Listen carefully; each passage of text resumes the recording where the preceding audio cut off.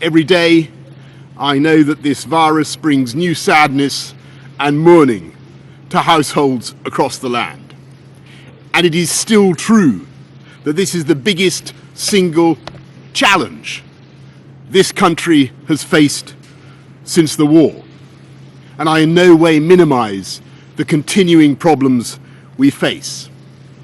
And yet it is also true that we are making progress with fewer hospital admissions, fewer COVID patients in ICU, and real signs now that we are passing through the peak.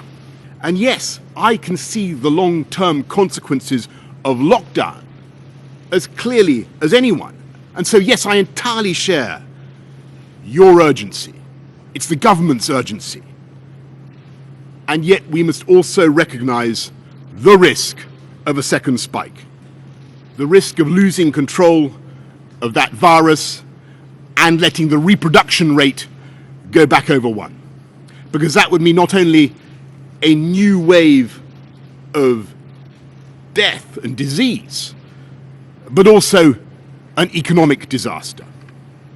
And we would be forced once again to slam on the brakes across the whole country and the whole economy, and reimpose restrictions in such a way as to do more and lasting damage. And I ask you to contain your impatience, because I believe we are coming now to the end of the first phase of this conflict, and in spite of all the suffering, we have so nearly succeeded. Desde que asumimos la gestión, invertimos más de 3.000 millones de pesos en el sistema de salud pública, generando un récord de inversión. Esto significa hospitales en mejores condiciones, más medicamentos, más insumos y personal de la salud calificado para cuidarte. Estamos poniendo la salud de pie. Chaco, gobierno de todos.